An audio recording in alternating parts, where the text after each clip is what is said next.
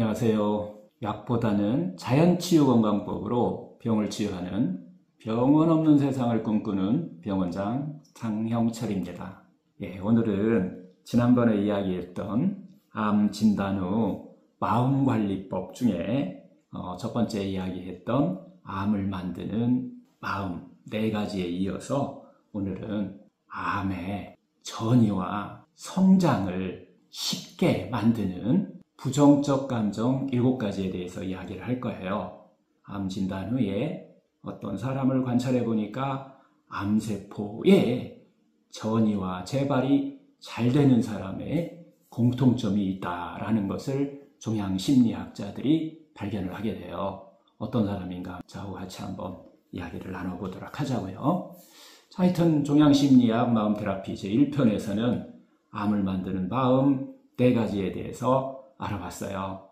다시 한번 정리 한번 하고 들어가 볼까요? 첫 번째, 늘 거칠애를 하는 성향.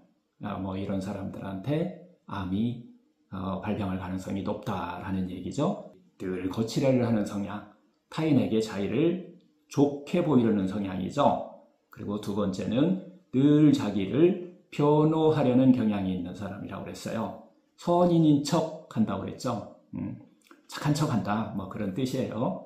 세 번째는 불안한 기분에 쉽게 빠지는 그런 성향을 갖고 있는 분들이 암에 걸릴 확률이 쭉 올라간다는 얘기를 하는 거고요. 불안이나 분노나 절망이나 우울, 이런 외로움, 이런 것 같은 이런 부정적인 감정에 쉽게 빠지는 성향을 갖고 있더라라는 얘기고요. 네 번째는 긴장된 삶을 릴렉스하는 능력이 부족하다라고 하는 거예요. 모든 사람은 사실 긴장된 삶을 살게 되는데 그 릴렉스하는 능력을 갖고 있다는 거예요.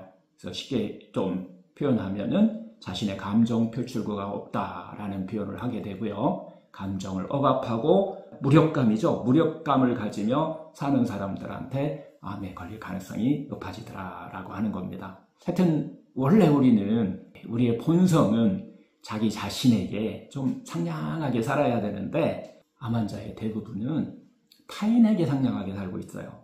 그러면서 긴장된 그 삶을, 그 마음을 내려놓는데 상당히 좀 힘들어하고 있더라라고 하는 것이 암을 만드는 마음 4가지 공통점에서 종양심리학자에서 발견했다고 그랬어요. 그리고 또 조금 더 나아가서 결국 암이라는 것은 어떤 뜻이라고 그랬죠?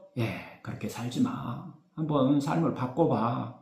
자신에게 좀 더 상냥하게 사세요. 좀 더 행복하게 사세요. 라고 하는 그런 뜻이라고 했어요. 결국 삶을 한번 바꿔보라는 그런 메신저라고 하는 거죠.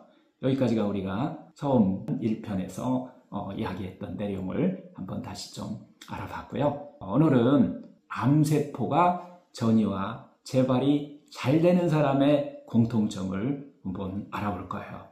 그래서 암에 우리가 걸리게 되면은 제일 사실은 걱정하는 것이 뭔가요? 혹시 재발하지 않을까? 혹시 전이하지 않을까? 이런 생각들이지 않을까요? 이런 것들은 우리가 왜 올라오는지, 그리고 그것을 어떻게 다뤄야 되는지에 대해서 오늘 시간에 이야기를 좀 같이 해볼 겁니다. 똑같은 암을 진단받았는데 비슷한 나이예요. 그리고 비슷한 체격이고 병원에 입원해서 우리가 치료하는 사람들을 연구를 한 거예요. 똑같은 치료를 받습니다. 왜? 표준의학은 표준치료를 하는 거기 때문에 항암, 방사선, 수술 이렇게 하는 거기 때문에 또 먹는 음식도 서로 비슷해요. 병원에서 입원해 있기 때문에. 그런데 어떤 사람은 점점 좋아져서 이렇게 살고 어떤 사람은 점점 악화되어서 죽음에 이르는지 이 차이점이 도대체 무엇 때문인지 이거에 대한 의사들이 상당히 의문이었었어요.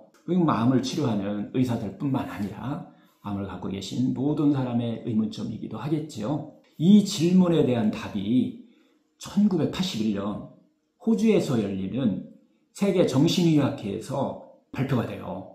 오리건주 대학병원, 미국에 있는 오리건주에 있는 병원이에요.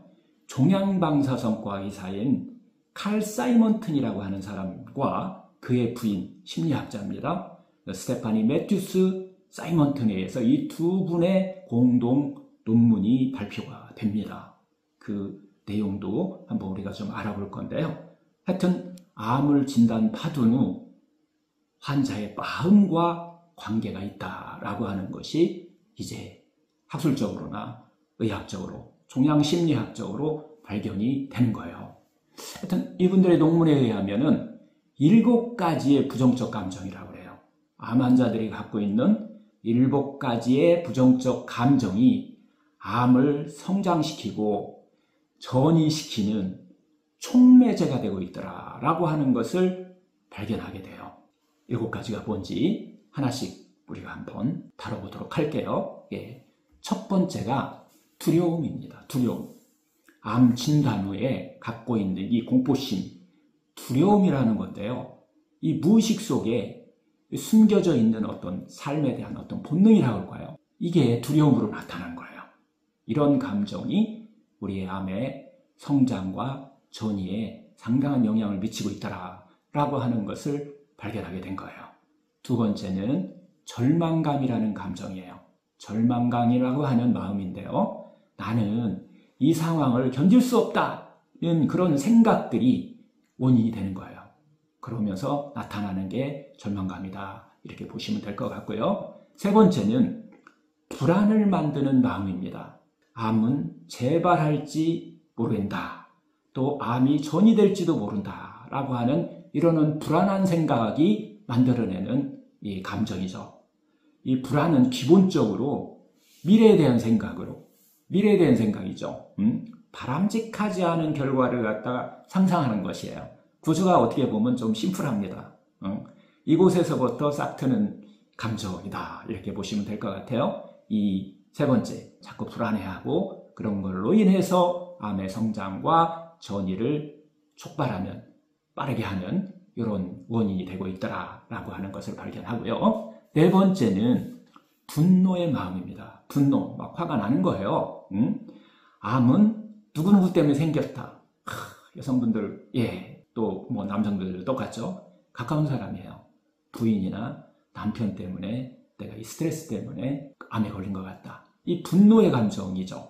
이게 구조는 상당히 심플해요. 하지만 아주 다루기가 힘든 감정이에요. 아주 다루기 힘든 감정이지만 여러분들 이거 해결해야만 여러분들이 암의 전이와 성장으로부터 마음이 편해질 수 있어요. 그리고 좀 줄일 수 있어요. 또 이거 다루는 방법도 같이 한번 우리가 이야기를 좀 해볼 거예요. 이와 같이 암이 진단받은 사람과 암이 진단받지 않은 사람의 마음이나 감정이 다르다는 거예요. 특히 암이 진단받은 사람이 이런 감정을 받았을 때는 전이 성장을 촉진시킨다라고 하는 내용이니까요. 다섯 번째는 자책의 감정입니다. 자책의 감정이에요. 내가 뭔가 잘못해서 막 암에 걸린 듯한 그런 생각들이에요. 이런 것들이 자책의 감정을 만들어내는 구조입니다. 그때 내가 그것만 안 했어도, 아니면 그것만 조금 잘했어도 뭐 암에 걸리지 않았을 텐데, 그때 내가 조금만 검사를 빨리 받았어도 이런 암에 걸리지는 않았을 텐데, 뭐 이런 자책의 감정도 우리의 병을 치료하는 데 도움이 아니라 성장과 전이에 촉매제가 되는 그런 역할을 하고 있더라라고 하는 것이죠.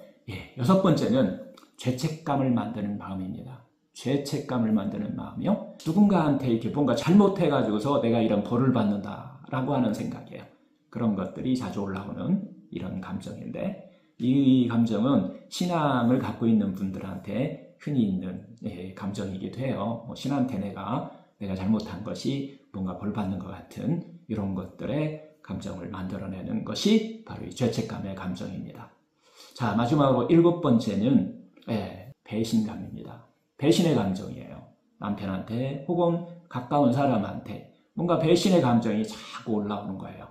이것은 암의 성장과 전이에 깊이 관련된다라고 하는 것을 여러분들이 깊이 한번 또 생각해 볼 필요가 있지 않은가 싶어요. 이 내용은 사이먼튼과 사이먼튼의 심리학자 부인인 매튜스 사이먼튼, 이 두 분의 어떤 노력에 의해서 이게 종양심리학적으로 이게 밝혀지기 시작한 내용이다라고 하는 것을 다시 한번 말씀드리고요. 이 이외에도 우울감이라든가 외로움 같은 감정이 암을 성장시키는 요인이다라고 하는 것들이 그 뒤에 의학적으로 계속 밝혀집니다. 보통 이렇게 우리는 암에 진단받으면 암 진단받은 후에는 암과 싸워야 되는데 암과 싸우지 않고 이런 부정적인 감정과 싸우면서 자기의 면역, 자기가 갖고 있는 에너지를 소모하고 있더라. 그래서 결국은 암을 촉진시키는 그리고 암을 정리시키는 원인이 되고 있다라고 하는 얘기를 반복해서 제가 말씀드리는 겁니다. 하여튼 오늘은 저하고 같이 암세포가 전이와 재발이 잘 되는 사람의 공통점에 대해서 알아봤습니다. 앞으로 저와 함께 이 암 진단 후 나타나는 7가지 부정적 감정, 즉 두려움, 절망감, 분노, 불안, 자책, 죄책, 우울감, 외로움 등 이런 감정을 7가지 건전한 감정으로 바꾸는 이게 바로 종양심리 마음테라피의 이 프로그램의 핵심이기도 합니다. 상냥하게 마음을 챙기면서 여행을 떠나는 이런 과정을 3개월 동안 저하고 같이 한번 해보도록 하겠습니다.